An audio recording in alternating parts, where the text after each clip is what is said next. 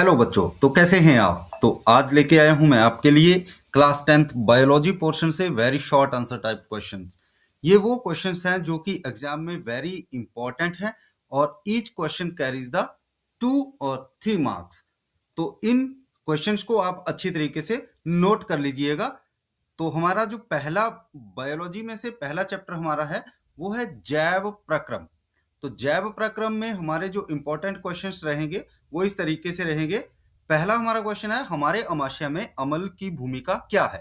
पाचक एंजाइमों का क्या कार्य है। भोजन के पाचन में लार की क्या भूमिका है। या ग्लूकोज के ऑक्सीकरण से भिन्न जीवों में प्राप्त ऊर्जा ऊर्जा प्राप्त करने के विभिन्न पथ क्या हैं। हमारे शरीर में हीमोग्लोबिन की कमी होने के क्या परिणाम होंगे।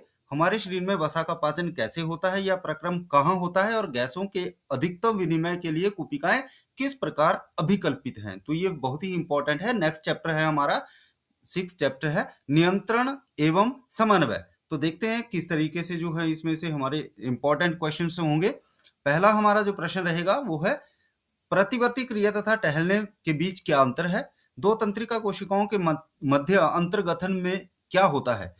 हम एक अगरबत्ती की गंध का पता कैसे लगाते हैं, और प्रतिवर्ती क्रिया में मस्तिष्क की क्या भूमिका है। या आयोडीन युक्त नमक खाने की सलाह क्यों दी जाती है। जब एड्रेनलिन रुधिर में स्रावित होता है तो हमारे शरीर में क्या अनुक्रिया होती है। मधुमेह के कुछ रोगियों की चिकित्सा इंसुलिन का इंजेक्शन देकर क्यों की जाती है। मेरुरज्जु आघात में किन संकेतों के आने में व्यवधान होगा। या अनैच्छिक क्रियाएं तथा प्रतिवर्ती क्रियाएं एक दूसरे से किस प्रकार से भिन्न है। ये इंपॉर्टेंट थे। और सातवां जो हमारा चैप्टर है वो है जीव जनन कैसे करते हैं। तो जीव जनन कैसे करते हैं, इस चैप्टर में इंपॉर्टेंट क्वेश्चन रहेंगे हमारे। डीएनए प्रतिकृति का प्रजनन में क्या महत्व है। बीजाणु द्वारा जनन के जीव किस प्रकार लाभान्वित होता है। डीएनए की प्रतिकृति बनाना जनन के लिए आवश्यक क्यों है। या परागण क्रिया निषेचन से किस प्रकार भिन्न है। शुक्राशय एवं प्रोस्टेट ग्रंथि की क्या भूमिका है।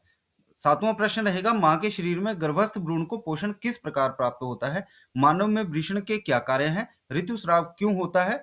गर्भ निरोधन की विभिन्न विधियां कौन सी है। जनन किसी स्पीसीज की समष्टि के स्थायित्व में किस प्रकार सहायक है। यदि कोई महिला कॉपर टी का प्रयोग करती है तो वो कैसे सुरक्षित अपने आप को महसूस करती है। हमारा आठवां जो चैप्टर है वो है अनुवांशिकता। अनुवांशिकता छोटा चैप्टर है, इसमें से एक या दो क्वेश्चन आने की संभावना है। जैसे कि विभिन्नताओं के उत्पन्न होने से किसी स्पीसीज का अस्तित्व किस प्रकार बढ़ जाता है। या मानव में बच्चे का लिंग निर्धारण कैसे होता है। ये बहुत ही इंपॉर्टेंट क्वेश्चन है जो सेकंड वाला है इसमें से।